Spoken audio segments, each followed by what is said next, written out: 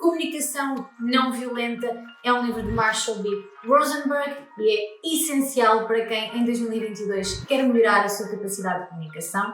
E ter uma boa capacidade de comunicação não é só saber expressar aquilo que nós queremos, é também saber ouvir o outro e perceber de uma forma eficaz a mensagem que nos está a ser passada. Marshall B. Rosenberg desenvolveu um método que se centra em 4 etapas, que são a observação, o sentimento, a necessidade e o pedido.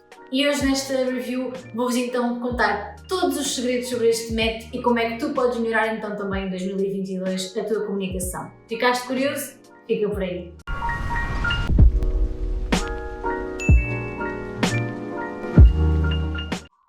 Olá, sejam muito bem-vindos a mais uma review da Empower Books. O meu nome é Beatriz Paiva e hoje vou partilhar convosco o meu primeiro livro de 2022. Esta foi a minha primeira leitura concluída e é então Comunicação Não Violenta de Marshall B. Rosenberg.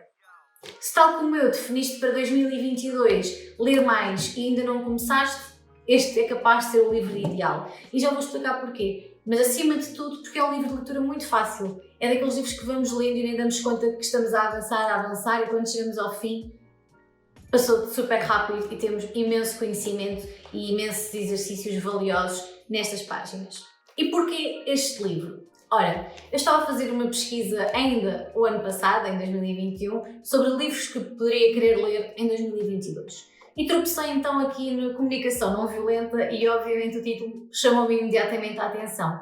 Mas quando fui pesquisar um bocadinho mais, vi que grandes nomes de autores que eu já admiro, como Tony Robbins e também Deepak Chopra, recomendavam este livro. Fiquei curiosa, fui pesquisar e não aguentei. Comprei este livro e devo dizer que foi uma das melhores decisões e foi uma ótima forma de começar 2022. Portanto, se ainda não começaste a ler em 2022, fica por aqui porque acho que te vou convencer. E quem é Marshall B. Rosenberg?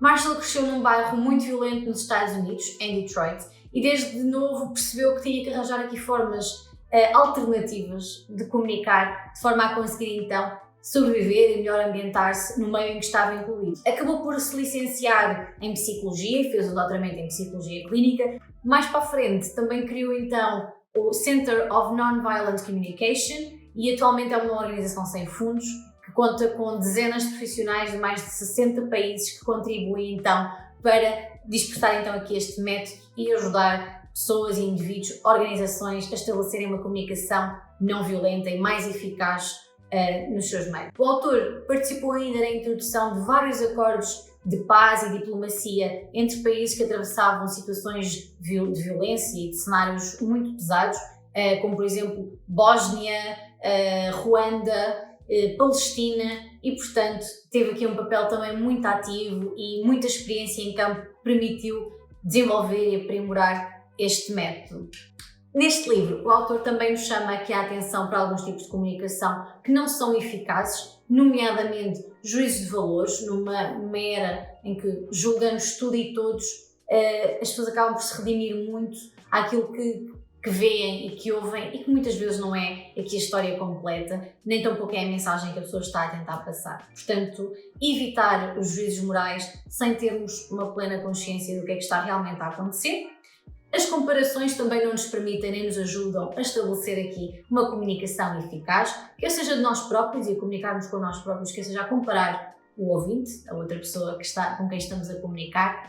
E por último, a responsabilidade pelos nossos sentimentos. Ou seja, não podemos delegar a responsabilidade ou acusar terceiros pela forma como nos sentimos. No máximo, o outro, o terceiro, estimula aqui algum sentimento, mas não é a causa nem tampouco é o responsável. E quando nós não assumimos essa responsabilidade, não podemos então também estabelecer aqui uma comunicação eficaz, porque o ouvinte vai se sentir imediatamente julgado e quase culpado pela forma como nos sentimos, quando a única pessoa responsável pela forma como nos sentimos somos nós próprios.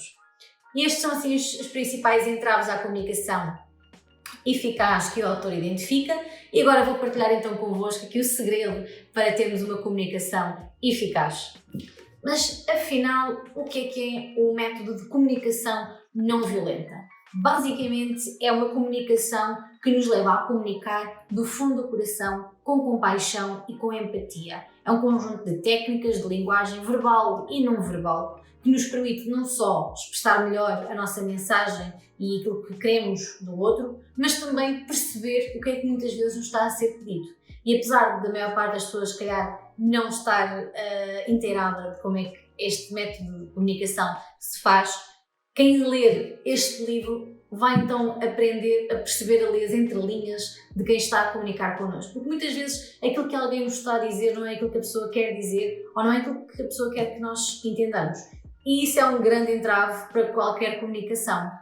Para isso, então, o autor definiu aqui um método que consiste em 4 passos muito simples e que a partir do momento em que nós nos inteirarmos e os começarmos a utilizar no nosso dia-a-dia, vamos sem dúvida ver e produzir efeitos muito positivos.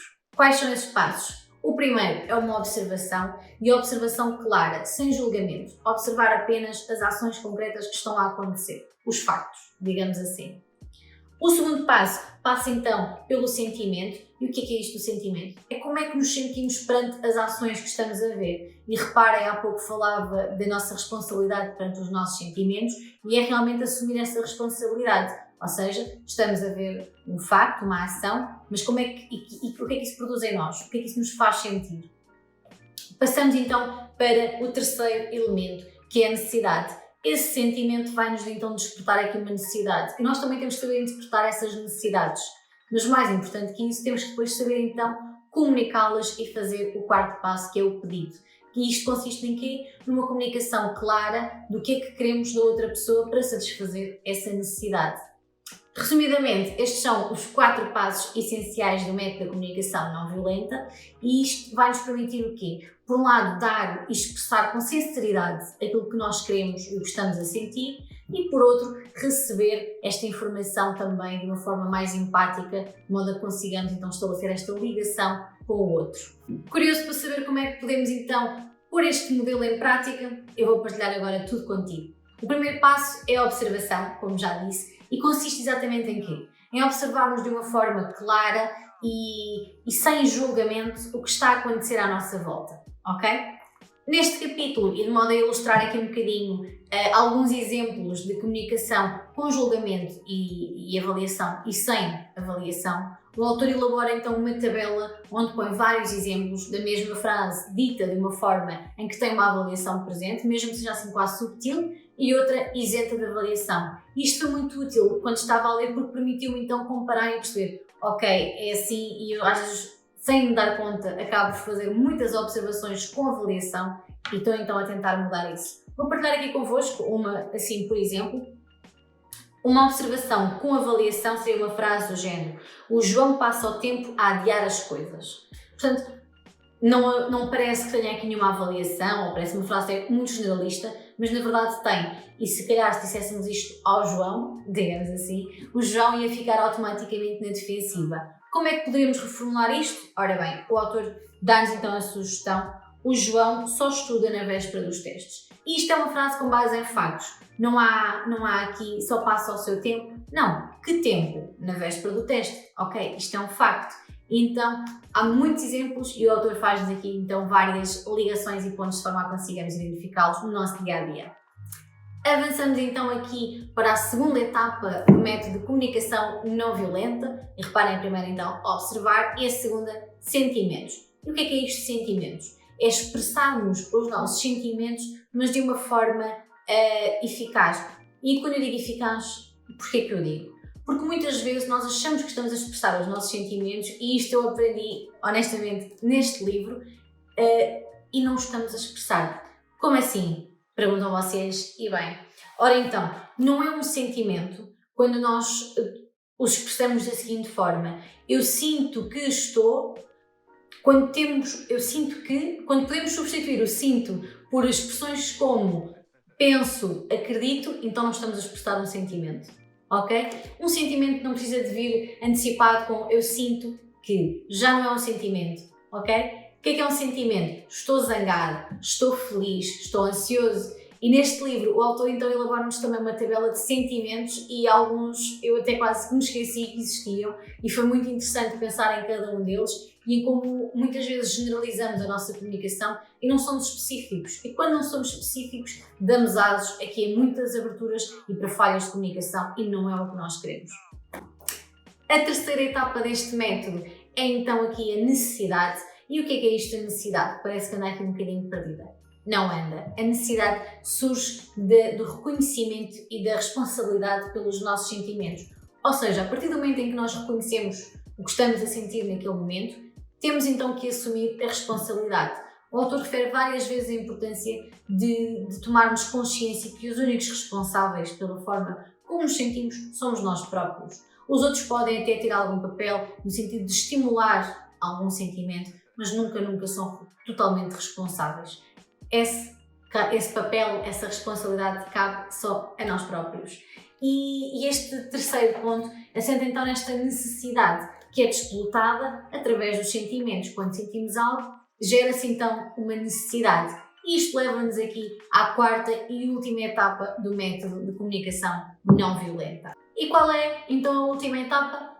O pedido. Ora, se já observamos, se já sentimos, se já identificamos a necessidade, falta-nos então fazer um pedido para satisfazermos essa necessidade.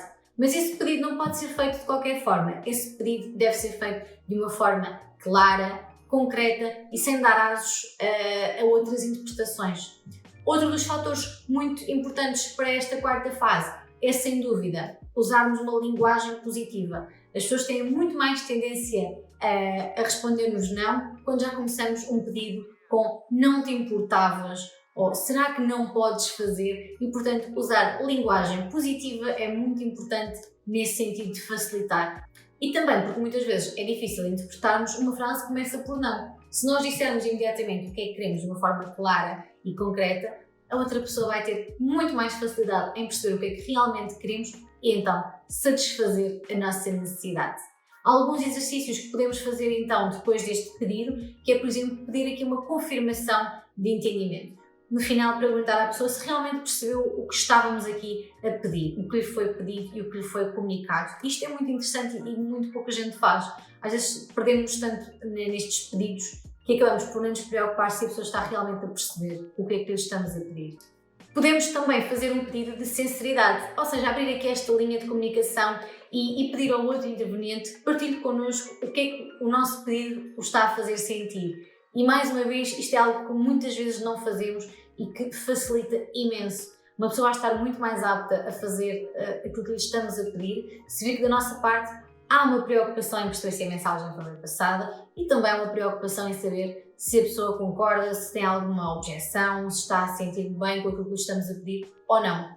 E atenção, e para terminar aqui esta quarta etapa dos pedidos, que devo-vos confessar foi das minhas favoritas em termos aqui do livro, há que saber distinguir um pedido de uma exigência, porque há grandes diferenças, mas a principal é que uma exigência, a outra pessoa vai sentir medo e culpa se errar.